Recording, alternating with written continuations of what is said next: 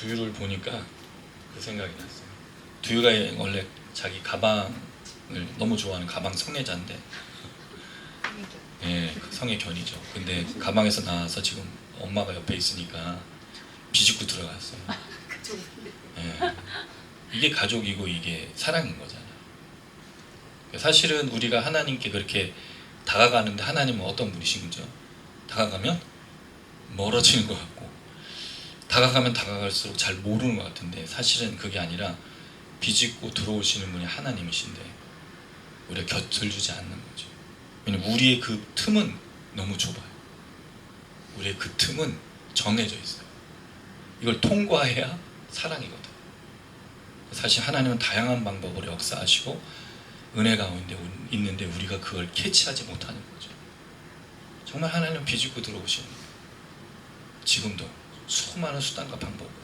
여러분 사실면서 이 주일날 돌아오시면서 수많은 일들이 있지 않으셨어요? 그 속에서 말씀하시고 역사하시는 하나님을 보시지 않으셨어요?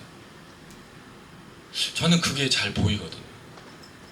그렇게 역사하신 하나님, 심지어 운전할 때, 심지어 무언가를 살 때 수많은 하나님의 그 비집고 들어오시는, 저는 그래서 이 은혜와 오늘 평강이 있기를이라는 이 말씀을 다시금 좀 생각해 봐야겠다는 생각이 들었습니다. 그럼 은혜와 평강을 주실 것을 얘기하면 우리는 아마 고정된 관념에 이미 끝났어요. 오늘 설교가. 그렇죠. 오늘 또 은혜와 평강 얘기하시겠구나. 그럼 사실 설교는 별로 기대가 되는 게 아니에요. 오늘은 또 은혜와 평강을 또 얼마나 또 막 얘기를 설명하면서 하겠지. 근데 사실은 여러분 은혜와 평강보다 더 중요한 게 있어요. 요한이 말하고자 하는, 은혜와 평강을 말하지만 은혜와 평강보다 더 중요한 얘기를 합니다. 그래서 사실 그게 은혜와 평강의 중요한 의미가 되겠죠. 그 은혜와 평강을 뭐로 정의하느냐에 따라서 우리가 정리가 바뀌는데, 은혜와 평강을 이 요한이 전하는 방법을 보면 우리가 인식하는 은혜와 평강이 다를 수가 있다는 거예요. 여러분 지금까지 은혜와 평강을 어떻게 생각하셨어요? 은혜가 뭐죠, 여러분? 은혜? 성도님들에게 은혜는 뭐예요? 나 은혜 받았어. 우린 천편일률적으로 은혜가 좀 비슷하지 않습니까? 감정에 뭔가 뭐 감동이 있든지 아니면 뭔가 은혜로운 거, 그런 거잖아요, 여러분. 은혜. 그게 은혜냐 이거죠. 두 번째, 평강은 뭐예요? 평강을 다른 말은 평안. 어떻게 느끼시죠, 여러분? 평안? 마음의 잔잔함, 그 이너피스, 그 외에 그 뭐예요? 쿵푸팬더에서 이너피스 하는, 나를 그 막 세뇌시켜서 나는 평안해 말하는 그 평안인가요? 사실 그렇게 은혜와 평강을 생각하면 더 이상 할 말이 없어요. 근데 요한은 그렇게 말하지 않습니다. 은혜와 평강을 던져주고 설명을 하고 있어요. 그래서 한글 성경에 어려운 점이 있습니다. 한글 성경은 어떻게 되어 있냐면 은혜와 평강 어디가 있죠? 5절에 나와요. 그리고 뭐가 붙어 있습니까? 원하노라가 있어요. 근데 이 말은 없는 단어입니다. 원하노라는.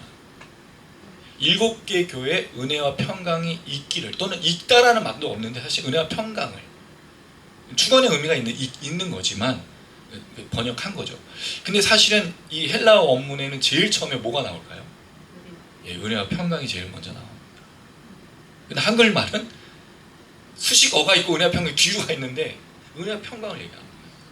여러분 이걸 보면서 좀 뭔가 생각이 들지 않으세요? 예수님이 부활하신 다음에 오셔서 제자들에게 제일 처음에 하신 말이 뭐였죠? 샬롬. 네. 평안이 있으리라 우리 말하자면 평안, 샬롬이라고 얘기하는 거예요. 또는 에이레네, 헬라어는 에이레네, 히브리어는 샬롬, 평안.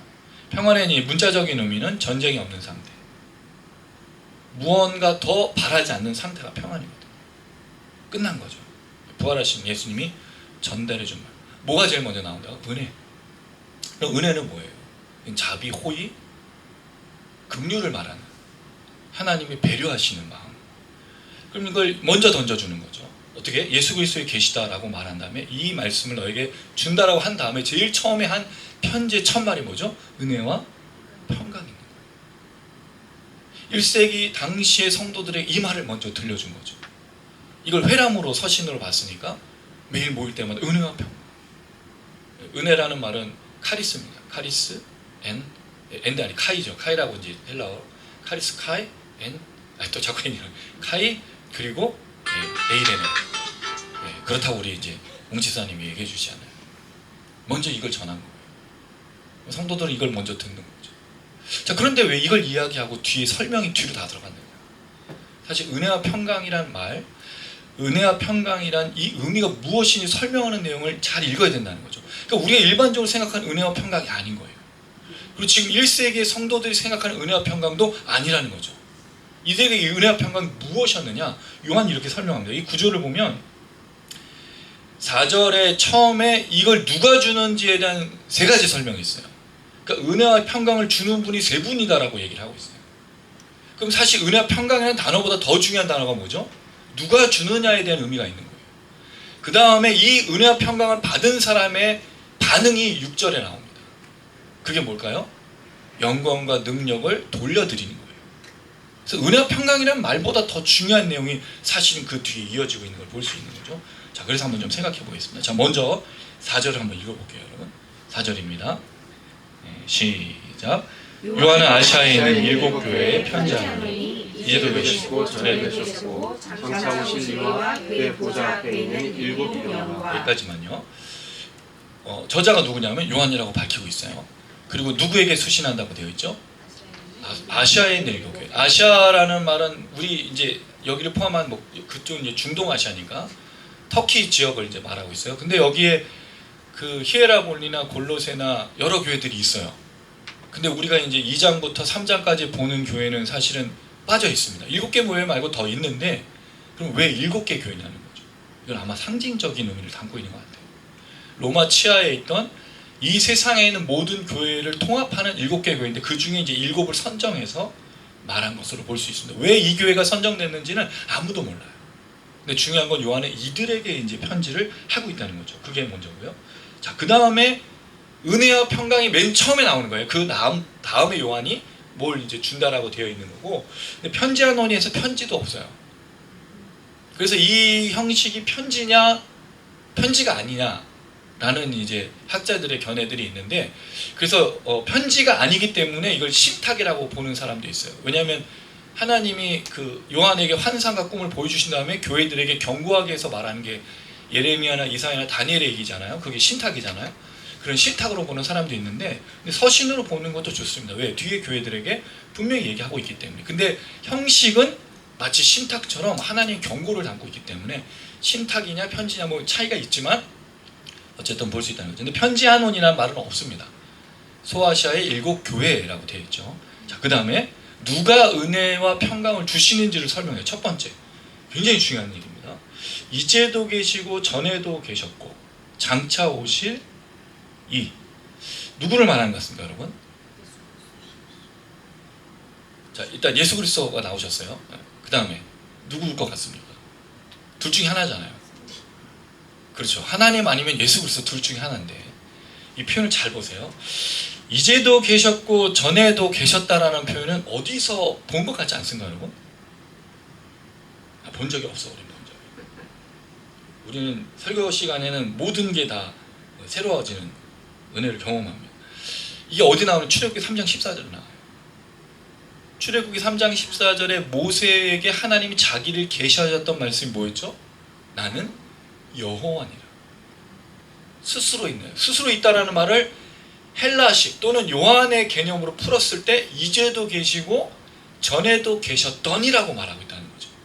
그게 왜 스스로 있는 자예요? 스스로 있는 자는 전에도 있었고 지금도 계시는 분이기 때문인 거죠. 스스로 존재하기 때문입니다. 근데 출애굽기의 말이 더 중요한 이유는 하나님은 시간의 개념 속에 있는 분이 아니에요. 시간은 언제 생겼습니까, 여러분? 하나님 창조하셨잖아요. 언제? 창조 때 해와 달과 별들. 그래서 저녁이 되고 아침이 되니, 유대인의 시간 개념은 여러분 아침부터 저녁이 아니라 저녁부터 다음날 아침 오후까지가 이제 하루인 거예요. 달라요, 우리랑 시간 개념이. 왜죠? 처음에는 암흑이었고 햇빛이 돼서 밤부터 시작해서 아침이 됐으니까. 이 유대인의 시간 개념이에요. 그런 걸 보면 이 시간 개념은 하나님 만드신 거지, 하나님의 시간이 먼저 있었는데 그 다음에 하나님 나오신 게 아니라는 거죠. 그렇게 되면 뭐가 문제가 있어요? 하나님 시간 속에 들어가신 분이 돼요. 그럼 알파와 오메가가 아닌 겁니다. 왜? 시간이 먼저 있었기 때문에. 근데 하나님이 계시고 시간이 시작됐어요. 이건 완전히 다른 겁니다. 그래서 전에도 있고 이제도 있는데 질문이 있어요. 우리는 여러분 시간 개념을 어떻게 얘기하죠? 시간 개념이 어떻게 돼요? 현재, 과거, 미래로 돼 있나요? 과거, 현재, 미래잖아요. 근데 여기서 시간 개념은 현재가 먼저 있어요. 이거 아셨어요? 관심이 없어. 우리는 전에도 계셨고 이제도 계셨어야 되는 게 맞는 얘기잖아. 그럼 왜 이제도 계시고 먼저냐는 거예요. 그럼 분명히 의도가 있다는 거죠. 예, 생각하지 않는다는 거죠. 왜 그럴까요? 지금 이 편지를 읽고 있는 성도들에게 하나님 어떤 분이신 걸 먼저 말해주는 거죠. 지금 계시다는 걸 말해주는 거예요. 왜? 뭐 받고 있어요 지금? 왜? 지금 핍박받고 고통받고 있고 타협하지 않으면 살 수 없는 시대를 사는데 그들에게 하나님 전에 있었던 분이야라고 말하는 게 맞는 얘기냐는 거죠. 도전하는 거죠. 지금 계신 분이야. 지금 너와 함께 있는 분이라고 라고 말해주고 있는 거예요. 요한이 하나님 과거에 계셨던 휘황찬란한 역사를 자랑하고 구약의 역사 속에 모세나 이런 사람들, 유명한 사람들의 얘기가 아니라 그런 역사적인 인물이 아니라고 말해주는 거예요. 하나님은 지금 살아 계신 분이야. 누구에게? 고통받고 힘들고 어려운 분에게. 지금 이제도 계시고 그 다음에 전에도 계셨다라고 말해요. 그럼 전에는 하나님의 과거적인 역사, 하나님의 이전에 있었던 그 역사인데 좀 어려운 얘기지만 이게 문법적으로 틀린 말이 나와요. 뭐가 틀렸냐면 전치사 다음에 나오는 격이 뭐가 있는데, 그리고 또 하나는 그 동사 앞에 원래 주어로는 인칭대명사, 이게 좀 죄송해요. 이런 문법으로 인칭대명사가 나오고 동사가 나와야 되는데 정관사가 쓰였어요. 이런 일은 없는 거예요. 문법에. 그러니까 이게 요한이 문법을 몰랐느냐? 잘 몰라서 그렇게 썼느냐? 이런 질문에 그게 아니라는 거죠. 그럼 왜 이런 문법에 파격을 하면서까지 이 글을 쓰고 있냐? 굉장히 이 시대가 파격적인 시대라는 거죠. 요한은 굉장히 이 시대를 보면서 답답한 거예요. 너무 억울한 거예요. 힘든 거예요. 왜? 반모섬에서 갇혀서 소아시아 7교회를 보는데 뭐가 지금 장악하고 있어요? 로마가, 사단이, 원수들이 온갖 곳에서 괴롭히고 고통나가고 성도들을 흔들고 있으니까 그냥 편지를 쓸 수가 없는 거예요. 이게 물론 상징과 환상도 그냥 일반적인 언어가 아니지만 문법적 굉장히 이 요한의 계시록에서의 그 요한 복음하고 좀 틀립니다. 요한 계시록은 문법의 오류가 굉장히 많이 나와요. 그 요한이 바보 멍청이어서 이 문법을 틀렸냐? 아닌 거예요. 의도하고 있는 거예요. 왜냐면 지금 이 시대가 어떤 시대라고요? 상식적이지 않은 시대인 거예요. 마치 지금 우리가 살고 있는, 여러분 지금 이 시대가 우리는 상식적이라고 생각하지 않잖아요. 그 지금 여러분 오늘도 문자 받으셨어요? 북한 오물 그거? 사실 오물 이 얘기가 나올 게 아니고 비가 언제 오고 어디를 피하고 이게 와야 되는 게 문자여야 되지 않아요? 저는 이 시대가 되게 이상하다 생각해요. 정말 국민의 안전은 오물덩어리가 떨어지는 게 아니고 어느 길을 다니면 안 되고 어디는 피하시고 이런 게 나와야 되는 게 더 정확한 거 아니에요? 근데 지금 보면 그런 시대가 아니라는 거죠. 요한의 시대는 더했어요. 사람 목숨이 아주, 이건 뭐 말도 할 수 없는 그런 시대를 살아서, 그러니까 파격적으로 쓰고 있는 건 아니겠는가 라고 말한다는 거죠. 어쨌든 이제도 계신 하나님, 전에도 계셨어요. 자, 그 다음에 이야기가 뭐가 나와야지 사실 원래 상식적인 거죠. 이제도 계시고 전에도 계셨다면 뭐가 나와야 돼요? 그렇죠. 앞으로도 계시. 근데 뒤에 나오는 건 뭐예요? 장차 오시는 분으로 나와 있어. 이게 뭐죠 이게? 왜 장차 오시는 하나님이냐는 거예요. 다시요. 그냥 순서를 좀 바꿔볼게요. 전에도 계셨고 이제도 계셨으면 다음 얘기는 뭐가 돼야 돼요? 하나님에 대해서. 미래에도 계신 분으로 설명해야 되잖아요. 근데 장차 오시는 분으로 얘기했다는 거예요. 자, 근데 여러분 이런 표현이 여기서만 나오는 게 아닙니다. 사실은 이 표현이 굉장히 많이 반복이 되고 있는데 요한계시록 1장 8절에도 그 얘기가 나와요. 여러분 1장 8절 한번 보시죠. 나는 알파 오메가, 이제도 있고 똑같죠? 전에도 있었고 장차 강조하고 있어요. 장차 올 자. 자, 그 다음 4장 8절로 한번 넘어가 볼까요? 4장 8절. 4장 8절 찾으셨나요? 같이 읽겠습니다. 시작. 내 생물은 각각 6날개를 가졌고 그 안과 주위에는 눈물이 가득하더라. 그들이 분하지 않기를 거룩하다 거룩하다 주 하나님 전능하신 이여, 전에도 계셨고 이제도 계시고 장차 오시리라. 여기는 전에도가 먼저 나오고 이제도가 중간에 있고 그다음 장차, 또 장차 오시리에요. 자, 그다음 한 가지 더. 11장 17절도 옛적에도 계셨고 지금도 계신 주 하나님. 여기 이제 장차 오실 분은 없어요. 16장 15절에도 전에도 있고 지금도 계신 순서가 바뀌었는데, 근데 이 두 구절에는 환상에서 하나님이 하신 역할 때문에 장차 오시는 분이 나오진 않아요. 근데 오늘 본문과 8절과 4장 8절은 장차 오시는 것으로 말하고 있다는 거죠. 질문을 드려볼게요. 하나님은 장차 오시는 분인가요? 우리 상식 속에 하나님은 어떤 분이세요? 계속 계시잖아. 근데 왜 요한이 하나님 오시는 분으로 말했냐는 거예요. 하나님 여기 안 계신다는 뜻일까요? 그래서 여러분 이게 되게 신기한 건데 1장 7절 보세요.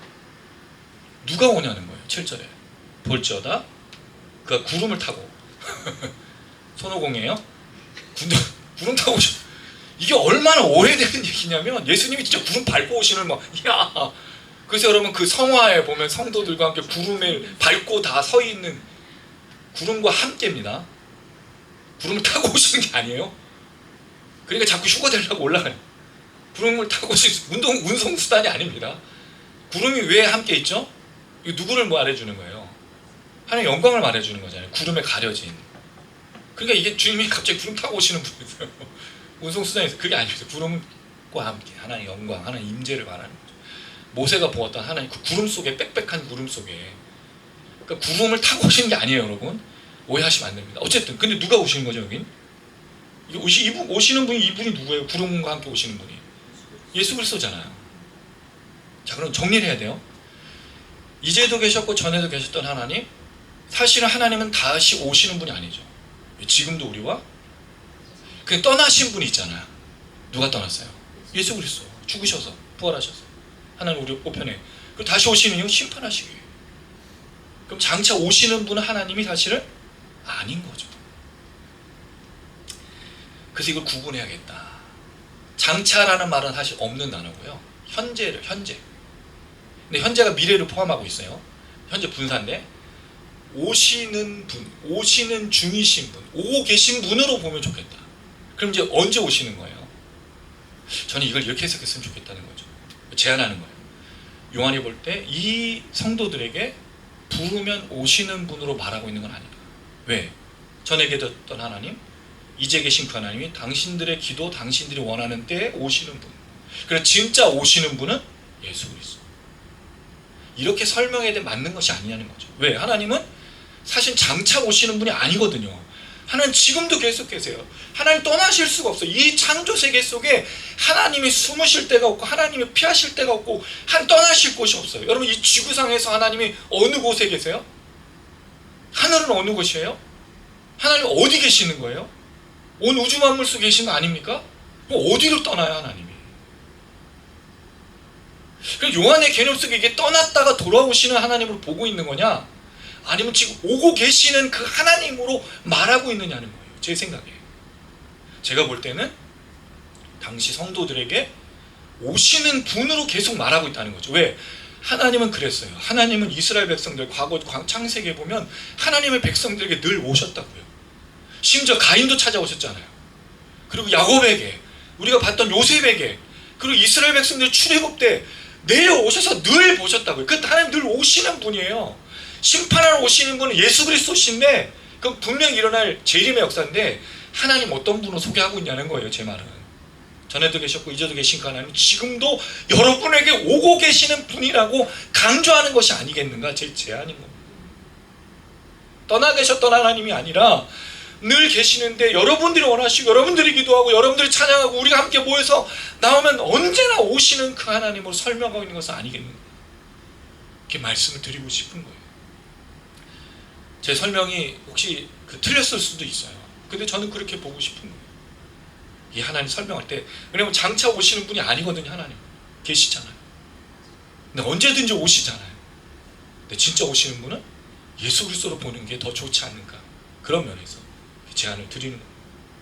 그랬을 때 이 하나님이 뭘 주시죠? 은혜와 평강을 주시죠. 그럼 은혜와 평강이 뭘까요? 전부터 지금 계속해서 우리를 찾아서 주시는 은혜와 평강인 거죠. 한 번도 우리에게 은혜와 평강이 떠난 적이 없는 거예요. 근데 우리 하나님이 날 떠났다고 생각해. 하나님이 안 계신다고 생각해. 언제죠 그때가? 내가 잘 살고 있을 때? 좀 잘 나가고 있을 때? 그때 은혜와 평강이 없다고 말하는 한 사람도 없어요. 언제 우리가 제일 힘들죠? 문제가 생기고 어려움이 생기고 괴로운 일이 생기면 은혜와 평강이 없다 그래. 그래 하나님 모르는 거예요. 모르는 거야. 모르는 거라고요. 떠나신 적이 없는데 전에도 이제도 계시고 오시는 분이신데 왜 은혜와 평강이 없냐고요, 여러분. 오늘 은혜와 평강이라는 의미를 설명하는 게 아니라 이게 어떤 것으로 주어지느냐를 설명드리고 싶은 거예요. 없습니다. 떠났죠. 우리에게 예수를 믿고 지금까지 살아가는 동안 은혜와 평강 떠나간 적이 없어요. 이걸 언제 알 수 있느냐? 두 사람을 통했었죠. 스데반이 죽음에 돌에 맞아 죽을 때 뭘 보죠? 놀랍게도 하늘의 영광을 봐요. 살았을 때 보면 좀 안 돼요. 사역할 때 보면 좀 안 돼요. 꼭 돌에 맞아 죽어야 볼 수 있는 거예요. 근데 하나님 그를 떠나신 적이 없다는 거죠. 돌에 맞아 죽는데 현실은 뭐예요? 그럼 돌을 요만한 조약돌로 죽어라! 이렇게 던졌겠어요? 잡히는 대로 저걸 죽여버릴 이런 돌을 잡아서 던졌을 거 아니에요. 머리통이 터지고 눈이 날아가고. 근데 뭘 보고 있어요 그는? 영광 보고 있잖아요.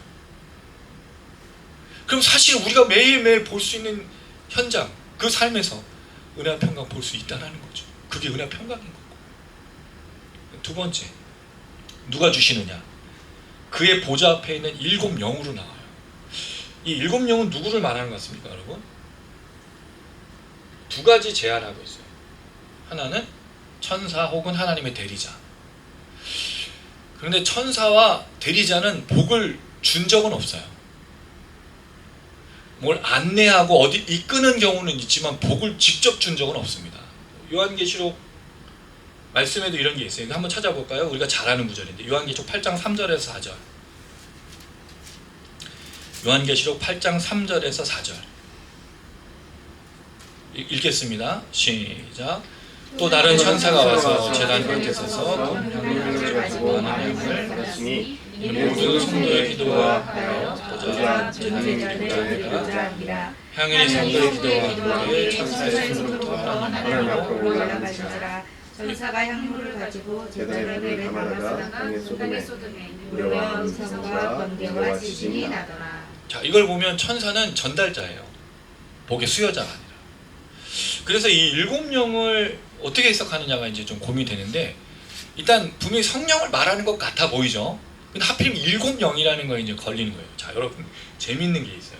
물론 여러분들은 안 재미있을 수 있고 저는 재미있을 수 있는데, 이사야에서 11장 1절에서 2절 한번 이거 좀 찾아볼게요. 이사야에서 11장 1절에서 2절. 이사야에서 11장 1절에서 2절. 이사야에서 11장 1절에서 2절 읽습니다. 시작. 이새의 줄기에서 한 싹이 나며 그 뿌리에서 한 가지가 나서 결실할 것이요 그의 여호와의 영 곧 지혜와 총명의 영이요 오략과 재능의 영이요 지식과 여호와를 경외하는 영이 강림하시니라. 여기 성령에 대한 표현이 7으로 나와요. 500원 돈 좀 벌어야겠어요. 그러니까 구약에 나오는 성령은 어떤 분이세요? 방언을 주고 예언을 하는 영이 아니고 모략과 지혜와 총명과 재능과 지식과 여호와를 경외하게 하는 영이라고 말하고 있습니다. 근데 7영이라고 이제 사실을 부르고 있는 거죠. 7영이 아닌가요? 6영인가요? 분명히? 네.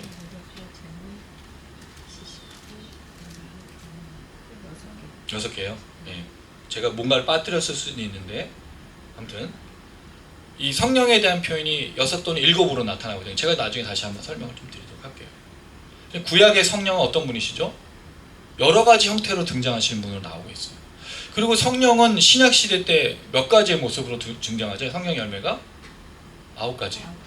네. 그러니까 사실 성령이 한 분이지만 그 특성을 보면 여러 가지로 사역하신다는 걸 알 수 있어요. 그 다음에 사실 이 본문과 제일 많이 연결된 건 스가랴서입니다.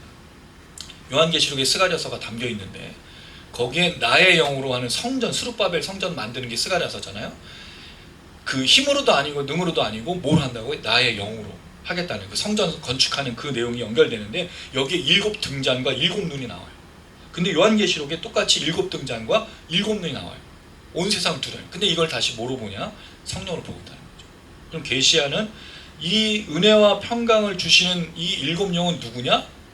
성령으로 볼 수 있다는 거죠. 이게 이제 요한이 말하고자 하는 건데, 자 근데 왜 7영이냐는 거예요. 그래서 많은 학자들은 7교회에 보낸 역사이기 때문에 7영으로 일부러 말하는 것이다. 성령이 7명이 와서가 아니고 성령이 7교회를 책임진다는 거죠. 여러분 이게 얼마나 큰 은혜가 돼요. 왜죠? 하나님은 지금 이 시대에 모든 교회에 역사하신다는 의미거든. 7교회 딱 주고 나머지 한국에 지금 우리 합동교단만 12,000교회가 있어요. 7명이 영이 그럼 어떻게 해야 돼? 12,000교회를 순회 그런 의미잖아요. 그게 아니라는 거예요. 그럼 성령은 또 어떻게 하죠? 교회의 성도들에게 목사 한 사람의 영으로 주시고 나머지는 성도들은 그냥 듣는 거 아닙니다. 다 지금도 여러분에게 역사하신 성령. 7이라는 수는 완전수니까. 그래서 은혜와 평강을 누가 주신다고요? 성령께서. 근데 이 성령은 본인이 주시는 게 아니죠. 누굴 통해서? 하나님 아버지를 통해서 주시는 성령. 그래서 여러분 우리가 은혜 받았다, 우리가 평강을 누리는 이유는 다른 게 아니에요. 성령께서 역사하시는 거죠. 말씀의 깨달음이 어디로부터 오죠 여러분? 성령으로부터. 설교를 전하는 사람은요? 성령으로부터. 할렐루야. 이 원리가 있는 거예요. 그리고 그 은혜와 평강이 우리 삶에 역사하는 거죠. 이걸 말해주고 싶어요. 아마도 요한은 당시에 이 긴박하게 돌아가는 상황 속에서 자신이 갈 수 없긴 해요. 왜냐하면 요한은 혼자잖아요. 모든 교회를 권면할 수가 없어. 근데 자기보다 더 역사하시고 위대하신 누가 그들과 함께 있다? 성령. 각 교회. 이걸 말해주고 싶었던 거예요. 자, 세 번째, 누가 은혜의 수여자인가? 5절 한번 읽어보겠습니다. 5절 시작. 또 충성된 증인으로 죽은 자들 가운데서 먼저 나시고 땅의 임금들의 머리가 되신 예수 그리스도로 말미암아 은혜와 평강이 너에게 있기를 원하노라. 우리를 사랑하사 그의 피로 우리 죄에서 우리를 평강하시고. 자, 세 번째 수여자는 예수 그리스도예요. 예수 그리스도에 대한 설명이 세 가지가 나옵니다. 첫 번째, 충성된 증인으로. 충성된 증인이 뭘까요? 증인이란 말은 주로 제가 어디서 사용된다 그랬죠? 법정적 용어라고 그랬어요. 그럼 진실만을 말하는. 예수님의 말씀은 진실이었고 진리였고 듣는 자에게 구원과 영생을 주시는 말씀이었죠. 근데 그렇게 증인으로 사시다가 어떤 최후를 맞이하셨습니까? 예수님의 최후가 뭐예요? 죽음이죠. 예수님이 구약과 신약과 자신의 사역을 통해서 증인으로서 하나님 보내신 사람으로서 삶을 살았을 때 그 마지막이 뭐였죠? 죽음이었다고요. 그래서 영어는요, 그 증인이란 말을 마터로 번역하죠. 마터가 뭐예요? 순교자. 증인은 목숨을 담보로 증거하는 사람인 거예요. 왜 이 시대에 한국교회 복음의 역사가 사라졌을까요? 왜 이 시대의 교회가 무능력한 교회가 됐을까요? 우리가 목숨으로 복음을 증거하지 않기 때문입니다. 처음 이 땅에 복음이 증거됐을 때는 다 목숨을 걸고 복음을 전했어요. 초대교회 모든 성도들도 그렇고 사도와 제자들도 목숨 걸고 복음을 증거했어요. 지금은요? 누가 목숨 걸고 복음 증거해요? 시간 날 때도 잘 안 하는데. 복음 전하는 게 뭐예요? 예수를 위해서 목숨 걸고 사는 사람이 없잖아요. 그럼 질문 한번 드려볼게요. 예수님을 위해서 이번 주 내내 목숨 걸고 사셨습니까? 이번 주 내내 내가 정말 죽을 각오를 하고 예수를 위해 사셨어요? 그럼 이런 상황이 벌어질 수가 없는 거예요. 여러분을 질책하는 게 아니라 저를, 우리 모두를. 예수님은 어떤 증인이셨다고요? 목숨을 내놓는 자신의 말씀이 진리라는 걸 목숨으로 하셨던 거예요. 근데 앞에 무슨 단어가 붙어있죠? 충성대. 우리 성도님들이 좀 경기 일으키는 단어, 충성, 순종, 헌신, 3종 세트 되게 싫어하시잖아요. 근데 예전에 충성은 되게 좋은 의미였었어요. 성경이 충성이란 말이 진짜 많아요. 근데 이 충성이란 말이 충성 이게 아니에요. 이 충성이란 말은 피스티스, 믿음이란 단어. 그렇죠. 신실하고 관계적인 용어예요. 하나님과의 관계 속에서 충성하고 예수와의 관계 속에서 충성하는 거지 무조건 충성하는 게 아니에요. 그러니까 이상한 사람들이 많아요. 요새 신앙인들 중에. 하나님에게 충성하는 게 아니고 누구에게 충성해? 자기의 믿음에 충성하고 교회에 충성하는 거예요. 그건 하나님을 충성하는 게 아니죠. 어쨌든 예수님은 그런 분이에요. 자, 그런데 충성된 증인이신 예수가 이 은혜와 평강을 주시는데 붙어있는 얘기가 있어요. 죽은 자들 가운데서 먼저 나시고. 그럼 뭘 얘기하는 거죠? 죽으셨다는 걸 얘기하는 거예요. 그럼 성도들에게, 당시 성도들에게 뭘 요구하는 거죠? 사실은 죽을 각오로, 순교할 각오로 맞서 싸우라는 거죠. 누구의?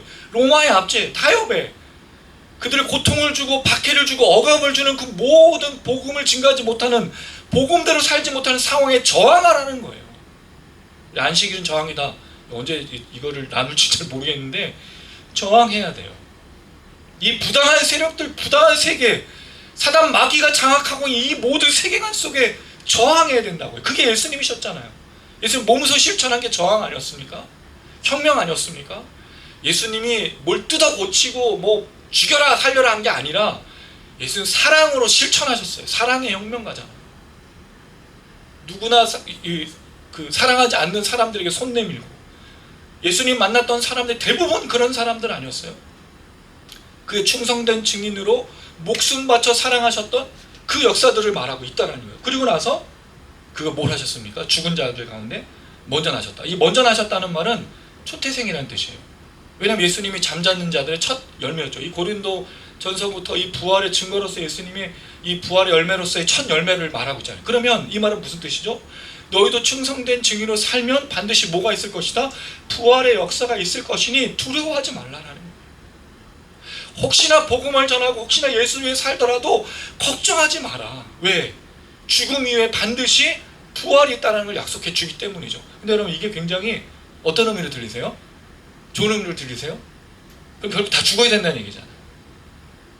그럼 다 죽어야지만 부활이 있다는 얘기잖아요. 이게 얼마나 사실은 힘든 일이에요. 그 마치 우리 옛날에 그 일제 치하 시대 때 예수님 사진 밟고 가라고 뭐 그런, 우리가 많이 뭐 칼에 뭐 그런 얘기 많이 하잖아요. 그런 것처럼 느껴지잖아요. 근데 그렇게 보는 게, 물론 그렇게 해서 예수님 충성된 증인으로 자기가 죽은 다음에 부활한 걸 말하는, 제시할 수도 있지만 그렇지만은 않다는 거죠. 예수님이 지금 주시는 것은 꼭 죽어야만 주는 것을 강조하려고 했던 것은 아니었다는 거죠. 왜? 그 다음에 이렇게 되어 있습니다. 땅의 임금들의 머리가 되신, 이 머리가 되셨다는 말은 예수님이 지도자라는 뜻이거든요. 지배자. 그러니까 예수님만이 진짜 왕이시고 통치자라는 걸 보여줘요. 여러분, 너무 재밌지 않습니까? 그때를 통치하던 왕이 누구였어요? 로마 황제잖아요. 만약에 도미티아누스도 그대로, 누가 통치하고 있다고 했을 때? 그 부활의 첫 열매이신 예수가 통치하고 있다고 말해주는 거예요. 실제로는 저 사람이 통치하는 것 같은데 이 영적인 세계 속에서, 그리고 우리의 삶 속에서 진짜 통치하는 분은 예수 그리스도라는 걸 이야기해 주거든요. 이게 단지 죽어서 순교의 첫 열매로 부활할 것을 얘기해 주는 게 아니라 현실적인 의미에서 예수가 다스리고 통치하고 예수가 진정한 왕이시라고 분명히 얘기하고 제시하고 있다는 거예요. 그러니 두려워하지 말고 은혜와 평강 가운데서 걸어가라는 거죠. 믿음의 삶을 살라는 거예요. 두려워하고 걱정하지 말라는 걸 분명하게 제시해 주고 있는 거예요. 그래서 저는 은혜와 평강이라는 단어의 의미도 중요하지만 사실은 은혜와 평강을 누가 주고 있느냐가 더 중요하다는 거죠. 그리고 이 예수에 대한 얘기가 22장까지 나오고 마지막에 이 예수에 대한 얘기가 끝났을 때 모든 성도들이 말하는 마지막 말이 무엇이에요? 아멘, 주 예수여 어서 오시옵소서라고 말하는, 마라나타, 그렇게 고백하고 있다는 거죠. 왜? 이 예수가 지금 통치하시고 완전히 통치하시는 시대가 올 거니까 그때까지 견디며 걷자라고 말해주고 있는 거거든요. 근데 사실은 지금 이 시대에 우리는 고통과 고난 때문에 문제가 아닌 거예요. 이 다음 얘기가 그래서 중요한 거죠. 우린 스스로 우리를 올가매는 현실로 들어가고 있는 게 더 문제인 거예요. 자, 세 번에 이 은혜와 평강의 수혜자를 말한 다음에 은혜와 평강을 받은 사람이 어떤 삶을 살아야 되는지를 권면해 줍니다. 그게 우리를 사랑하고 그의 피로 우리 주에서 우리를 해방하시고 우리 아버지 하나님 위하여 우리를 나라와 제사장으로 삼으신이라고 말한 그 예수에 대한 영광과 찬양을 말해주고 있다는 거죠. 첫 번째, 우리를 사랑하사. 사랑하사 현재예요. 현재 분사입니다. 예수는 뭐 하시는 분이죠? 사랑하시는 분이에요. 땅의 임금들 가운데 머리가 되시고 부활의 첫 열매로 예수가 하신 역할이 뭐라는 거죠? 사랑해 주신다는 거예요. 여러분, 이건 굉장히 중요한 문제입니다. 왜냐하면 당시에 이들이 사랑받을 수 있는 사람은 왕으로 여겨졌거든요. 황제. 그 사람이 주는 시혜와 그 사람이 주는 권력의 힘으로 그 사람이 주는 물질로 살았던 사람들이잖아요. 근데 실제로 그들을 사랑하고 그들에게 역사하는 분은 누구냐? 예수라는, 예수가 왕이라는 거죠. 지금은 저 왕이 주는 것 같고 저 왕이 모든 걸 허락해 주는 것 같지만 사실은 예수가 그들에게 모든 걸 제공해 주고 있다는 걸 요한은 말해주기 때문에 굉장히 중요한 질문이었어요. 중요한 이야기였어요. 여러분 한번 질문을 드려보겠습니다. 여러분은 지금 먹고 사는 걸 어떻게 해결하고 계시죠? 만약에 이 어떤 직장에 들어가 있으면 사장님이 여러분에게 돈을 주시잖아요. 그래서 먹고 사는 거죠. 그럼 사장님에게 잘 보여야 돼. 근데 오늘부터 가가지고 내일부터 가서 사장 다 필요 없어. 예수가 다스리고 있어. 이런 태도를 말씀드리는 게 아니에요. 분명히 사장님이 주시면 그 배후에 누가 있냐는 거죠. 이 땅을 통치하며 다스리는 분이 과연 누구냐는 거죠. 우리 이걸 놓치고 살 수는 없다는 거예요. 우리가 왜 최선을 다하죠? 왜 직장에서 최선을 다하고 왜 정직하고 왜 진실하죠? 누가 통치하고 있기 때문에? 하나님이. 예수가. 그러니까 정직하고 진실한 거 아니에요? 개판으로 사는 거 아니잖아요. 정말 열심을 다해서 최선을 다해 사는 거잖아요. 왜? 누가 다스리기 때문에? 하나님이. 그 얘기를 하고 있는 거예요. 너희를 사랑하신다는 거죠. 이들을 지금 통치하고 다스리는 건 로마 황제인 것처럼 보이지만 예수가 그들을 사랑하신다는 거죠. 그 다음에 과거의 이야기를 꺼냅니다. 그게 그의 피로 우리 죄에서 우리를 해방하시고라는 거예요. 이게 그리스도의 정체성이에요. 여러분 되게 중요한 게 그의 피입니다. 이들이 뭐로 해방받았다고요? 예수의 피로입니다. 당시에는 뭐로 먹고 살았을까요? 돈으로, 권력으로. 그리고 여러분 진짜 웃긴 건 이런 시대에 꼭 누가 있어? 기독교인이든 유대인이든 이런 사람들을 또 로마로부터 권력을 쥐꼬리만한 권력 받아서 압제하는 다른 기독교인이 있고 다른 유대인들이 있다는 거죠. 우리 친일 이 일제 치하일 때 친일파들이 했던 게 뭐예요? 그 일제 권력 쥐꼬리만한 권력을 가지고 우리 사람들을 많이 괴롭힌 거 우리 너무 잘 알고 있지 않습니까? 이게 당시와 똑같은 거예요. 근데 이들을 해방하고 이들을 통치하고 이들에게 먹여주고 살려주는 그 모든 것가 어떻게 일어나느냐? 예수의 피로 일어났다고 분명히 말해주고 있다는 거예요. 예수의 피가 예수의 피로 놀라신 능력으로 은혜로 자유로 얻고 살고 있다는 걸 분명히 이야기해주고 있다는 거죠. 실제로는 로마의 권력, 로마의 돈, 로마의 힘으로 살고 있는 것 같지만 그렇지 않음을 분명하게 설명하고 있는 거죠. 근데 여러분 사실은 이 예수의 피로 해방되고 자유케 되었던 이 사람들이 뭐를 타협하죠? 먹고 마시고 입고 살기 위해서 로마 권력에 타협하죠. 우상 숭배를 하죠. 간음을 저지르죠. 그 쥐꼬리만한 권력의 사람에게 아부해서 누구를 밀고 하고 누구를 말함으로 그 권력과 먹을 것을 위해서 살아가는 거죠. 마치 매트릭스의 그 배신자가 나는 저 고기 양과 이 와인을 놓칠 수가 없어서 기계 세상에 지배받는 것처럼 자기를 회복하고 자기를 살려준 예수의 피를 해방한 그 모든 것을 버려두고 다시 모든 것 안에 묶여지는 상태로 돌아가게 되는 거죠. 그게 바로 물질로 인한 삶, 억압하는 삶, 그런 삶이 아닐까요?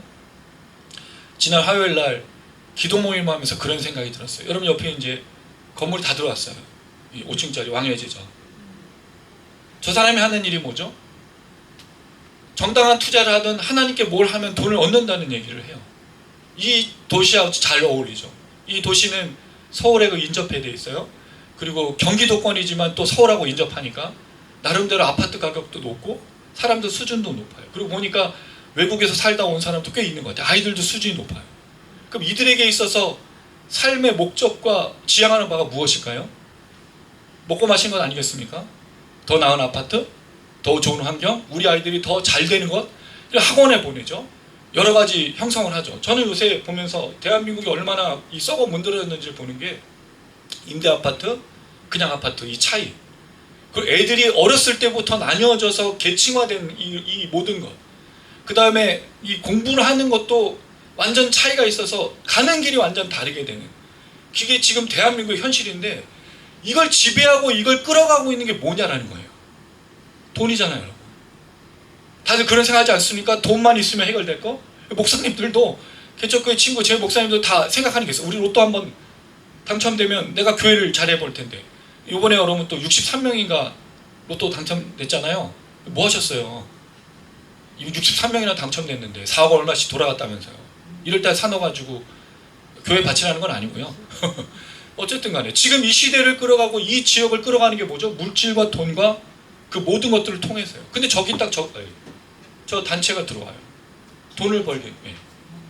돈을 벌게 해줍니다. 근데 그 사람이 쓰는 말은요, 성경하고 아무 상관없는 자기 얘기야. 그럼 사람들이 여기에 얼마나 좋겠어요. 저런 단체가 돈 벌게 해준다는데, 하나님 믿으면 돈을 풍성하게 해준다는데, 결국 사람들을 묶어놓는 거죠. 예수의 피로 해방됐잖아요. 우리 예수의 피로 해방됐다고 분명히 말하고 있잖아요. 눈먼 자, 저는 자, 또 보지 못하는 자, 묶였던 자, 가난한 자, 예수의 피로 해방됐다고 말했지 않았습니까? 우리 그렇게 자유하다고 말하지 않았습니까? 구원받았다고 말하지 않습니까? 근데 다시 돌아가는 거예요. 어디로? 묶임으로, 포로로, 이 세상에 갇힌 대로. 이 얘기를 하고 있는 거예요, 여러분. 요한의 시대가. 지금 이 시대는 다를 바가 없이 로마의 치에 들어가면 먹고 살 수 있으니까 타협해. 우상 숭배하면 어때? 단지 잠깐 머리만 숙여. 아무 문제 없어. 왜? 예수님 그때 다시 올 때 그때 회개하면 되지. 이게 우리의 생각 아닌가요? 먹고 마시는 거, 입는 것 때문에 묶는 거예요. 그러니까 저희가 여길 들어오면서 생각된 게, 저런 단체가 들어왔을 때 건전한 교단에 건전한 말씀을 전하는 우리 교회가 있다면 중요하다 생각한 겁니다. 우리 이 일을 위해서 부르심 받은 거 아닐까? 예수가 자유케 하신 그 복음의 능력으로 여기서 사람들이 전했을 때 이들을 묶고 있는 모든 것을 포기하고 자유케 하는 게 우리 역할이어야 되지 않을까? 그렇게 살아가는 사람들이 있고 그렇게 구원받은 사람인 걸 보여주는 게, 단지 우리가 아파트 평수를 늘리고 좋은 차를 타고 애들이 잘 먹고 잘 사는 것이 목표가 아닌, 이 시대의 가치를 따르지 않는 그런 교회가 있다는 걸 보여줘야 되는 게 우리 교회 역할이지 않을까? 그럼 오기가 생겼어요. 사실 저 교회를 보면서, 저 단체를 보고 기도하면서 다시 묶어버리고 다시 자유를 주셨던 그 예수의 십자가를, 피를 헛되게 돌려버리고 싸워 이겨야 되지 않겠습니까, 여러분? 그게 우리 교회의 역할이라고 생각합니다. 근데 또 감사한 건 우리 교회는 능력이 있는 사람들이 너무 많아요. 얼마나 감사해요. 제가 돌아보니까 우리 장모님도 그 얘기 하셨어요. 야, 너네 교회는 얼마나 좋냐. 성도들이 찬양도 잘하고 능력도 많은 사람들 있잖아. 그래요, 장모님. 우리 교회 성도들이 이런 그럼 분명히 우리는 뭔가 이룰 수 있다는 거죠. 할렐루야. 저만 꿈꾸는 거 아니잖아요. 자유케 해야죠. 묶였던 거 풀어내야죠. 여기 이 땅에 있는 사람들이 끌려가는 게 보이잖아요. 안 끌려가. 우린 저 아파트가 좋아. 저 사람들처럼 살고 싶어. 저 차를 타고 싶어. 물론 그럴 수 있는데, 이 말씀에 따르면 예수가 피로 해방한 걸 돈으로 권력으로 묶어버리고 있는 이 시대를 살고 있는데 우리 어떻게 따라갈 수 있겠습니까? 자유케 해야죠. 그럼 우리 교회가 되었으면 참 좋겠습니다. 그리고 여러분들 되시기를 주님의 이름으로 축원합니다. 그 일을 위해서 우리가 부름 받은 거예요. 그리고 나서 예수가 이렇게 말합니다. 그의 아버지 하나님을 위하여 우리를 나라와 재상으로 삼으신, 이건 출애굽기 말씀이에요. 거기에 보면 하나님이 나의 소유라고 불러. 이거 제가 예전에 설명한 적 있어요. 소유, 세굴라, 보석. 너 내 거야. 근데 내 거야라고 만드신 다음에 하나님이 뭐와 뭐로 만드셨다고요? 나라로, 또는 제사장으로. 이게 중요한 거는 제사장은 역할입니다. 그럼 하나님이 이스라엘 백성들, 그리고 지금 이 시대 그리스도인들을 내 소유로 삼으셔서 만드신 게 뭐라고요? 제사장이에요. 제사장이 뭐 하는 역할이죠? 예배드리고 제사 드리는 거 아니에요? 거기에 제일 중요한 제사의 핵심이 뭐죠, 여러분? 피로 속죄하는 거잖아. 근데 우리는 속죄하지 못하죠. 예수가 하신 거니까. 근데 대신에 우리가 속죄하신 예수의 피를 가지고 이 땅을 위해서 걸어가는 거예요. 그래서 그리스도인들을 이렇게 부릅니다. 고린도후서 5장 17절. 우리는 새로운 피조물이라. 그 다음에 나온 18절이 무슨 내용이죠? 화목해 하는 직분을 받았다라고 되어 있어요. 새로운 피조물은 아는데 그 17절 다음 말씀이 화목해 하는 직분을 받았다는 거예요. 그럼 뭐와 화목해 하는 거죠? 첫 번째, 하나님과. 그래서 우리가 복음 전하는 거예요. 이 묶여있는 사람들에게 예수를 얘기하는 거예요. 사람들을 자유케 하는 거예요. 이 모든 사상과 생각과 가치관에 빠져있는 사람들을 벗어나게 하기 위해서 참된 제사장으로, 예배를 드림으로, 기도함으로, 찬양함으로, 버스킹도 하고 노래도 부르고 뭐 하는 많은 것들을 통해서 이 사람들을 하나님께로 돌아가게 하는 게 우리의 첫 번째 목적이라는 거죠. 두 번째는 그 제사장의 역할이 뭐라고? 화목해. 그래서 여러분, 우리가 서로 화목해 하는 거예요. 혹시 내가 형제에게 잘못한 일이 생각나거든 가서 뭐하고 오라고요? 화해하고. 여러분, 여기에는요 사과만 한 게 아니었어요. 이스라엘 사람들의 율법 중에는 화목해 하고 누군가에게 이 화해를 청할 때는 반드시 보상을 했습니다. 소를 죽였으면 소로 갚아야 됐고, 무언가를 뺏었으면 무언가를 갚아야 됐어요. 화목하고 화해하는 게 말로 하는 게 아닙니다. 반드시 뭐가 있어야 된다고요? 보상이 있었어야 된다고요. 그 사람에게 그 대가를 지불해야 돼요. 그러니까 쉽지 않은 거예요. 화목이. 이 화목의 직분을 감당하는. 근데 우리가 이걸로 부르심 받는 거죠. 하나님과 세상 사람들, 예수님 하신 것처럼 두 번째, 사람과 사람들 사이에 화목해 하는 직분으로. 그게 제사장, 우리의 예배 역할. 그래서 우리가 예배하는 거는요, 이 땅을 통합하는 겁니다. 이 땅을 치유하는 겁니다. 이 땅을 회복하는 겁니다. 그러니까 교회 안에서, 공동체 안에서 어떤 역사가 있는 거죠? 예배를 잘 드리면 찬양과 기도를 통해서 서로 화해하고 화목하고 이런 것들이 불일 듯 일어나야 돼. 이렇게 가운데를 사이를 두고 나뉘어지는 게 아니라 하나가 되는 역사들이 사실 진정한 교회의 특징인 거예요. 교회 모이기 힘쓰고 서로 같이 무엇인가를 하는 것이 즐겁고, 그게 진정한 교회라는 거죠. 우리 교회가 그랬으면 좋겠어요. 우리 교회를 위해서 기도하시는 그 목사님, 사랑이 넘치는 교회가 되었으면 좋겠다. 우리에게 비전을 주셨어요. 저는 계속 기도합니다. 사랑이 넘치는 교회. 할렐루야. 어려운 겁니다만, 이게 제사장의 직분을 받은 우리, 그 예수님을 통해서 우리에게 역사하셨던 그 일이라면 우리 이 일을 감당해줘. 그리고 여기 있는 사람들이 하나님을 만날 수 있도록 감당하는 거예요. 그게 제사장 나라로 부르신. 그럴 때 이 예수에게 은혜와 평강을 받은 사람들이 해야 될 목적인 삶, 그에게 영광과 능력이 세세토록 있기를 원하노라. 뭐 하는 거죠? 하나님께 뭘 돌리는 거예요? 영광을. 또한 능력. 영광이 뭐죠, 여러분? 장엄한 것, 웅장한 것. 이 영광의 원래 뜻은 무겁다는 뜻이거든요. 하나님께 돌려드리는 그 영광. 근데 우리에게서 영광을 돌려드릴 게 사실은 없잖아요. 뭐 1등 하면 영광이라고 옛날에 얘기하고, 그 다음에 상을 타면 그 시상식장에 나와서. 근데 사실 더 중요한 영광은 시상식장에 나와서 인사하는 게 아니라 뭐가 더 중요한 거죠? 삶이지 않습니까? 삶의 하나님 영광. 그래서 저는 그 영광을 뭐로 보냐면, 하나님의 통치가 있음을 보여주는 것을 영광으로 보는 겁니다. 여러분의 삶을 살아가실 때 하나님 나와 함께 하시고 나를 통치하고 있다는 거. 이걸 제일 잘 보여준 사람이 누구였죠? 요셉. 요셉은 구덩이 속에서, 감옥에서 노예로 팔려갔을 때도 하나님의 함께 하심을 보여줬죠. 근데 놀라운 건 하나님의 함께 하심을 누가 누리고 있죠? 주변 사람들이. 할렐루야. 그리고 하나님께 영광 돌리는 건 다른 게 아니에요. 내가 높아지는 게 아니라 내 주변 사람들이 하나님의 통치를 누리는 겁니다. 우리가 있으면 사람들이 왔냐고 만나고 싶었다. 근데 우리 오늘 다 도와. 그럼 영광 가리우는 거죠. 그래서 간절히 말하요. 여러분이 나타나면 사람들 막 따라다니고 말 한번 해보려고 막. 할렐루야. 그랬으면 좋겠어요. 그냥 영광. 그럼 여러분 어떤 일이 일어나죠? 하나님 능력을 부어주셔요. 하나님으로부터 능력이 다시 하나님께 돌아가는 그 능력의 역사들이 나타나는 거죠. 그러니까 여러분 사실 노래 부르는 게 아니에요. 찬양. 예배는 모여서 우리끼리 이렇게 좋아하는 게 아니에요. 나가서 통치와 다스림을, 그 하나님 함께 하신 그 영광의 능력들을 보여주는 거죠. 언제? 무리를 걷고 바다를 걷고 광야를 걷고 힘들 때. 아까도 얘기했지만, 셀만 얘기했지만, 사실은요, 우리가 걸어가는 길에서 하나님의 영광과 하나님의 능력이 제일 나타나는 삶은 평안한 삶이 아니에요. 역사가 없어요. 언제죠? 제일 힘들 때, 제일 고통스러울 때, 그리고 개척교회 초기, 지금이 제일 사실은 역사가 많이 일어나는 때입니다. 그래서 고민도 될 수도 있어요. 여러 가지 생각도 들 수 있어요. 근데 분명히 하나님이 일하십니다. 그리고 영광 받으실 거예요. 또 중요한 거, 세세토록. 세세토록이 뭐죠, 여러분? 세대에서 세대. 저는 이 단어가 너무 좋아요. 왜? 나의 세대로 하나님 역사 끝나는 게 아니라 누구에게? 내 아들에게. 지금 우리 아들 군대에서 군종병, 생각도 못한, 상상도 할 수 없었던 얘가 군종병을 한다고요? 근데 우리 주아에게, 우리 주아는 맨날 질문하고, 우리 주아는 가면서, 우리 주아가 맨날 올 때마다 기도해줘요. 우리 차 타고 올 때마다 매일. 우리 아들과 먼저 번갈아. 여기 이제 우리 은빈이, 박관사님을 이어서 그 세대. 꼭 이게 자녀에게만 연결되는 게 아니라 다음에 누군가에게 우리의 이 은혜가 흘러. 그러면 얼마나 좋지 않습니까?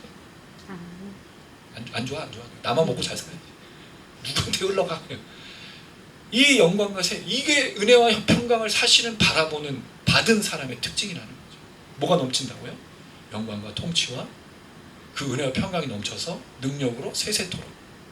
그러니까 결국엔 은혜와 평강이라는 말을 요한은 이 단어를 설명하기보다 누가 주셨는지, 그걸 받은 사람은 어떤 삶을 사는지를 설명하는 게 더 중요했던 거예요. 왜? 당시 성도들은 고통받고 억압받고 로마는 통치하에서 이 묶여가는 이 역사 속에 자유케 된 것을 잊어버리기 쉬웠기 때문에 이걸 요한이 도전한 것은 아닌가 생각합니다. 말씀을 정리합니다. 긴 말씀이었습니다. 짧은 구절이지만 내용이 되게 많아요. 제가 사실은 기도했어요.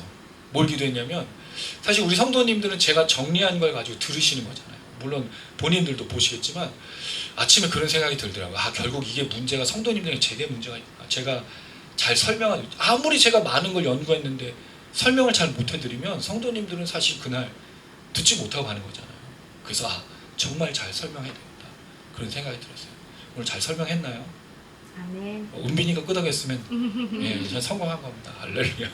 어쨌든 이 말씀, 은혜와 평강이 어떤 의미보다 누가 주셨는지, 하나님, 성령님, 예수 그리스도, 그리고 다시 그 예수 그리스도에게 사랑과 해방과 제사장 나라 이걸 만드신 분에게 영광과 능력을 돌려드린 우리의 삶, 이 한 주간의 삶, 그런 삶을 나아가신 여러분 되기를 주님의 이름으로 축원합니다. 아멘.